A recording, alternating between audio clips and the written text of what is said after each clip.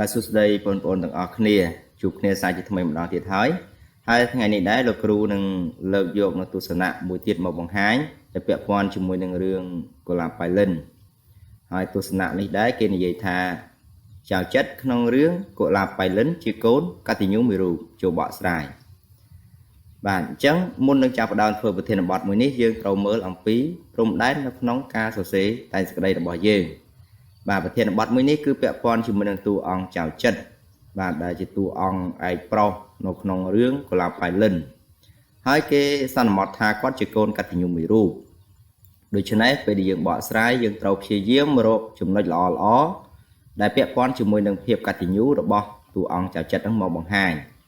ដោយមិនលើកយកអក្សរសិល្ប៍ផ្សេងឬក៏ទស្សនវិជ្ជាប្រវត្តិសាស្ត្រអីផ្សេងមកបញ្ជាក់ថែមទៀតទេព្រោះថាមតិប្រធានគឺចង់ឲ្យយើងនឹងធ្វើការបកស្រាយអំពីតួអង្គចៅចិត្តតែប៉ុណ្ណោះថាតើគាត់នឹងមានលក្ខណៈបែបណាដែលចាត់ទុកថាជាកូនកតញ្ញូនោះបាទអញ្ចឹងកុំឲ្យខាតពេលយើងមកមើលគម្រោងតែទាំងអស់គ្នាអក្សរសិល្ប៍គឺជាកម្រងឯកសារស្ដីពីជីវិតដ៏ល្អដោយបានលើកបង្ហាញគ្រប់ទិដ្ឋភាពនៃការរស់នៅរបស់មនុស្ស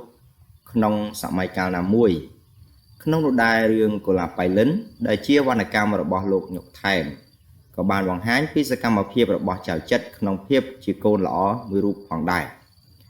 ដោយសង្កេតឃើញបែបនេះហើយទើបមានទស្សនៈមួយលើកឡើងថា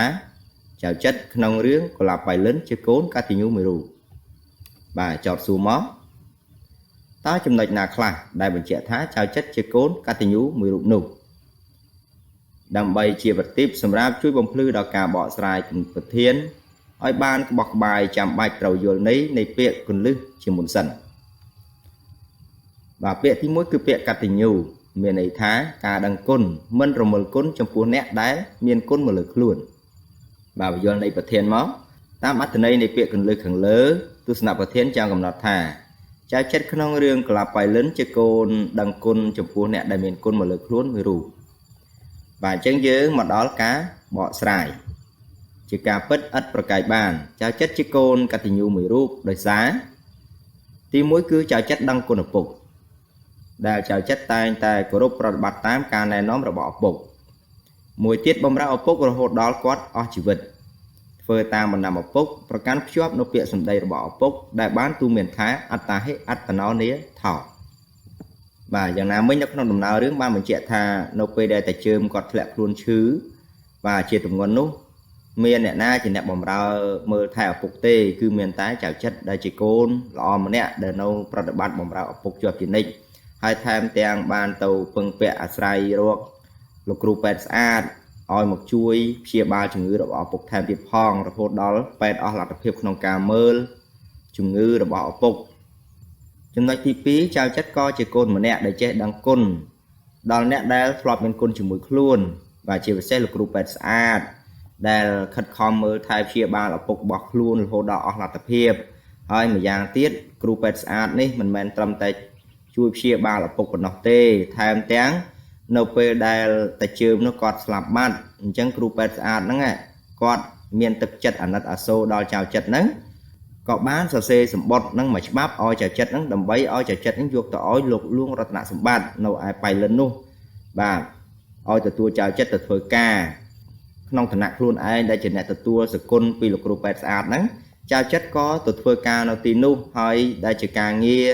សុចរិតត្រឹមត្រូវខិតខំប្រឹងប្រែងធ្វើការងារដោយមិនរាថយ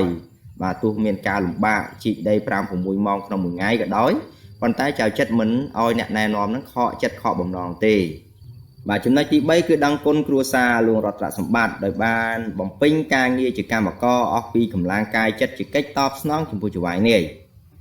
បាទជួយការងារបញ្ជីស្នាមផ្សេងសម្រាប់បន្ទុកលោកលួងរតនសម្បត្តិដោយភាពស្មោះត្រង់លះបង់គ្រប់យ៉ាងដើម្បីការពារក្រុមគ្រួសារលួងរតនសម្បត្តិបាទយ៉ាងណាមិញយើងឃើញចៅចិត្តបានតទល់ជាមួយនឹងពួកចៅនៅក្នុងព្រៃហើយនឹងមួយលើកទៀតគឺតទល់ជាមួយនឹងបាឡាតស្រុកនៅឯផ្ទះលួងរតនសម្បត្តិ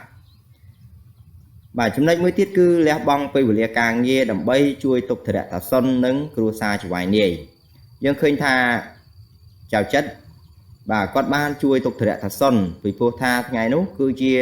ថ្ងៃដែលប្រពន្ធរបស់តាសុនគាត់មកលេង chẳng hơi đầm bay oi ta son năng miền ở các ban chụp chung cua xá chào chất bán bà lan chụp ta son chun cho vài nia cứ lục luôn đọc nạp sắm bát năng liên con rí và tấu bắt bò đòi xa tại ẩm pơ lọ thường nuôi lọ mốc chào chất các ban khác thì chụp đây đó lọ mà nè rồi bó con rí bạn trên dương mình to tôi sẽ đọc tên mà đón sẽ đọc sẽ đây mua khơi tha chào chất cứ bớt chỉ côn cắt tình nhu để che đăng côn đừng tọp côn chụp phú nè đại bàn phơi côn mà lơ ru kế nhàng bật cọt mền bạn chân mình tha tay ở phục bọc luôn anh cả đôi chỉ nẹt ở tây xên tiết để miền côn chụp phú luôn chào chất tay anh tái miền ca nực lực đăng côn hay nâng tọp côn từ vinh phòng đài bạn lấy dương mà mơ về đầm lại bật thiền lòng tam ca bọ sai tu sanh bật thiền khẳng lơ rụi mua dương ai sanh than bàn tha bật chỉ miền ở thành ấy nâng khăm xa giang bờ pì để miền bồng non ở bờ manu oi rút nâu che đằng côn che tọp non sòng côn prom tangประกันយកអំពើល្អជានិច្ចដូច្នេះក្នុងនាមយើងជាកុលបុត្រកុលធីតាត្រូវខិតខំកសាងខ្លួនឲ្យคล้ายជាកូនល្អសិលល្អនិងពលរដ្ឋល្អសម្រាប់សង្គមជាតិយើងតែអញ្ចឹងការបកស្រាយរបស់លោកគ្រូគឺចប់តែប៉ុណ្ណេះហើយសង្ឃឹមថាបងប្អូននឹងអាចយកទៅធ្វើបានណាអរគុណច្រើនសម្រាប់ការតាមដានហើយបើសិនជាមានកំហុសខុសឆ្គងខ្វះខាតកន្លែងណាក៏សូមអធិស្ឋានផងបាទជំរាបលា